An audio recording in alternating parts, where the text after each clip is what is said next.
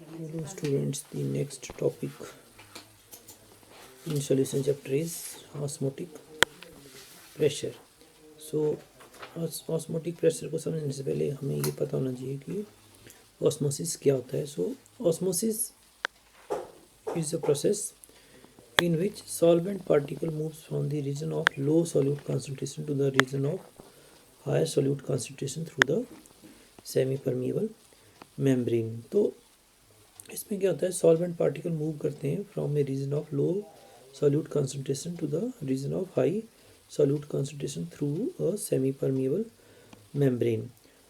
जैसे कि आप इस डायग्राम में देख सकते हैं, यहाँ पे हमने एक टैंक लिया हुआ है. इस टैंक में हमने वाटर ऐड किया हुआ है और इस टैंक में हमने एक और चीज़ लगाई है, इन्वर्टेड थीसल फनल. और जो इन्वर्टेड थीसल फनल है, इसके माउथ पे हमने यहाँ पे एक एसपीएम मेम्ब्रेन लगाई है, सेमी परमिएबल मेम्ब्रेन लगाई है. और इस इन्वर्टेड थीसल फनल में हमने यहाँ पे शुगर सॉल्यूशन ऐड किया हुआ है. तो with in the inverted funnel यहाँ पे जो कंसंट्रेशन है सॉल्यूट की वो हाई है, but outside the thistle funnel जो कंसंट्रेशन है वो कम है. तो होता क्या है, with the passage of time जो वाटर मॉलिक्यूल हैं वो outside of the thistle funnel से inside of the thistle funnel move करते हैं through semi permeable membrane, and that process is called osmosis. जब आपके सॉल्वेंट पार्टिकल प्योर वाटर से sugar solution की तरफ मूव करेंगे तो जो इनिशियल लेवल है शुगर सॉल्यूशन का वो राइज करके उसके मैक्सिमम लेवल तक पहुंच जाएगा, and that movement is called osmosis. So osmosis is the movement of solvent particle from the region of low solute concentration to the region of higher solute concentration through the semi-permeable membrane. So अब ये semi-permeable membrane क्या होती है? Semi-permeable membrane एक membrane या जो झिल्ली जिसको हम बोलते हैं membrane which allow only the movement of solvent particle through them is called semi permeable membrane. Membrane तीन टाइप की होती हैं. एक होती है semi permeable membrane, then impermeable membrane, then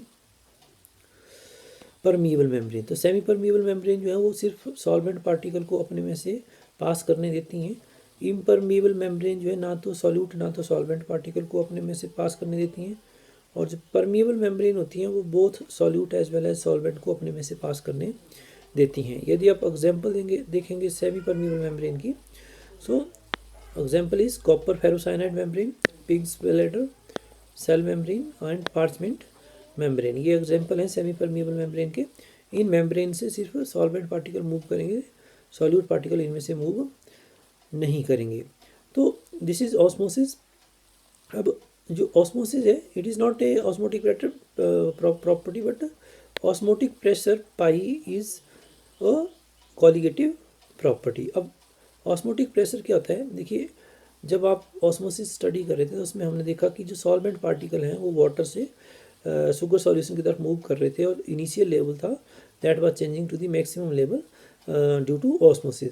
अब यदि हम क्या करें, सॉल्यूशन साइड पे एक्सटर्नल प्रेशर पाई अप्लाई कर दें, एक्सटर्नल प्रेशर पाई अप्लाई कर दें, तो इससे क्या होगा, जो movement of solvent from pure water region to sugar solution है वो स्टॉप हो जाएगा at that particular pressure. When the flow of solvent from low solute concentration to higher solute concentration stops, that pressure is called osmotic pressure.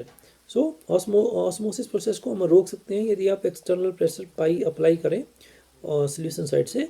तो वो जो external pressure है पाई जिसके ऊपर ऑस्मोसिस जो प्रोसेस है वो स्टॉप हो जाती है, that is called osmotic pressure, and osmotic pressure is a colligative property. So excess hydrostatic pressure which is applied on the solution side having higher solute concentration so that the process of osmosis stop is called osmotic pressure. अब ये जो osmotic pressure ये depend करता है temperature and concentration of the solution. According to बेंटॉप एक scientist था, उसने क्या बोला कि जो ऑस्मोटिक प्रेशर है pi that is given by equation pi is equal to CRT. अब यहाँ पे C क्या है, कॉन्सेंट्रेशन ऑफ सोल्यूशन है, R क्या है, गैस कांस्टेंट है, T टेम्परेचर है. अब ये जो कॉन्सेंट्रेशन है that is given by N upon B, और N क्या है, number of mole of solute, and V is the volume of the solution. So आप सी को रिप्लेस कर सकते हैं N B divide by V से, तो pi will be N B divide by V R T. अब ये जो number of mole of solute हैं that is given by weight of the solute divide by molar mass of the solute. So pi will be W B divide by capital M B V multiplied by R T. अब यहाँ पे M B क्या represent कर रहा है, M B represent कर रहा है molar mass of the non volatile solute. तो जब आप मोलर मास यदि नॉन वोलेटाइल सॉल्यूट का कैलकुलेट करना चाहें तो that will come out W we R T divided by pi multiplied by V. So using this equation we can calculate the molar mass of the non-volatile solute. Again यहाँ पे हम दे सकते हैं कि जो मोलर मास है that is inversely proportional to pi which is a colligative property. So यदि पाई की वैल्यू ज़्यादा आती है किसी पर्टिकुलर सॉल्यूट के लिए तो ऑब्वियसली उसका मोलर मास कम होगा and vice versa.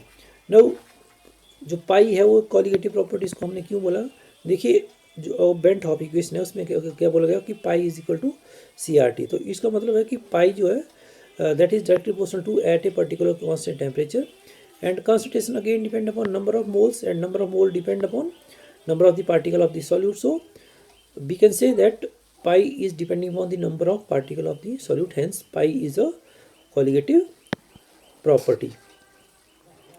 Thank you.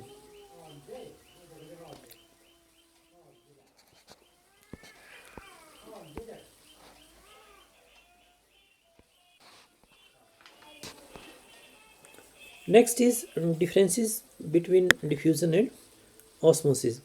देखिए अब अभी हमने ऑस्मोसिस स्टडी किया कि ऑस्मोसिस में क्या होता है कि जो सॉल्वेंट पार्टिकल हैं वो मूव करते हैं from the region of low solute concentration to the region of higher solute concentration through the semi permeable membrane. But यदि आप डिफ्यूज़न की बात करें तो डिफ्यूज़न में क्या होता है, जो पार्टिकल होते हैं वो मूव करते हैं हायर कंसंट्रेशन से लो कंसंट्रेशन के रीजन की तरफ को। तो जो ऑस्मोसिस और डिफ्यूज़न है उसमें जो मूवमेंट ऑफ पार्टिकल होता है वो रिवर्स डायरेक्शन में होता है। यदि आप ऑस्मोसिस में देखें तो वहाँ पे लो सॉल्यूट कंसंट्रेशन से जो मूवमेंट है सॉल्वेंट का वो होता है हाई कंसंट्रेशन के रीजन की तरफ को, और ऑस्मोसिस में जो मूवमेंट होता है पार्टिकल का वो होता है हायर कंसंट्रेशन से लो कंसंट्रेशन की तरफ को। सो यदि आप डिफरेंसेस की बात करें डिफ्यूज़न एंड ऑस्मोसिस की, तो एक डिफरेंस में कि जो डिफ्यूज़न है वो सब प्रकार के मीडियम में हो सकता है, मतलब that can take place in solid liquid और गैसियस मीडियम, बट ऑस्मोसिस जो है वो सिर्फ लिक्विड मीडियम में ही होता है, ये आपका सॉलिड और गैसियस मीडियम में नहीं होगा। जो आपके डिफ्यूजिंग पार्टिकल हैं या मॉलिक्यूल हैं वो सॉलिड स्टेट में हो सकते हैं, लिक्विड स्टेट में हो सकते हैं या गैसियस स्टेट में हो सकते हैं, बट ऑस्मोसिस में सिर्फ सॉल्वेंट मॉलिक्यूल का ही मूवमेंट होता है। अब नेक्स्ट डिफरेंस क्या है, जो डिफ्यूजन है that do not require presence of semi-permeable membrane, while osmosis require the presence of semi-permeable membrane between the region of low solute concentration and the region of higher solute concentration। देखिए जब आप diffusion करते हैं तो जो free energy है system की वो डिक्रीज़ करती है और एक इक्विलिब्रियम स्टेट जो है ऑब्टेन होती है जब पार्टिकल डिफ्यूज़ करते हैं। So actually during the diffusion the entropy of the system increases, and when entropy of the system increases the free energy that decreases to a equilibrium point. So in case of osmosis equilibrium is never achieved because in this process the reverse happens, the minimum energy equilibrium is not obtained during the osmosis process। तो ये diffusion जो है वो depend करता है free energy of the molecule के ऊपर, मतलब यदि जिन मॉलिक्यूल के ऊपर हायर फ्री एनर्जी है वो आसानी से डिफ्यूज़न अंडरगो करते हैं। यहाँ पे क्या होता है एंट्रोपी चेंज होता है, जैसे कि मैंने आपको बताया एंट्रोपी चेंज क्या होगा, पॉजिटिव होगा, मतलब जहाँ पे एंट्रोपी कम है वहाँ से पार्टिकल जाएंगे किस रीजन में जहाँ पे एंट्रोपी ज़्यादा है, मतलब जहाँ पे रैंडमनेस इंक्रीज कर रही होगी, पार्टिकल की स्कैटरिंग ज़्यादा हो रही होगी, वहाँ पे डिफ्यूज़न आसानी से होता है। बट ऑस्मोसिस में ऐसा नहीं है, ये फ्री एनर्जी चेंज और डिफ्यूज़न के द्वारा डिटरमाइन नहीं किया जाता है। There are other factors which are involve in the osmosis process। So the nature of the solute and solvent affect the osmosis process, and their relative concentration affect the osmosis process। So these are some of the important point of differences between the diffusion and osmosis. Thank you.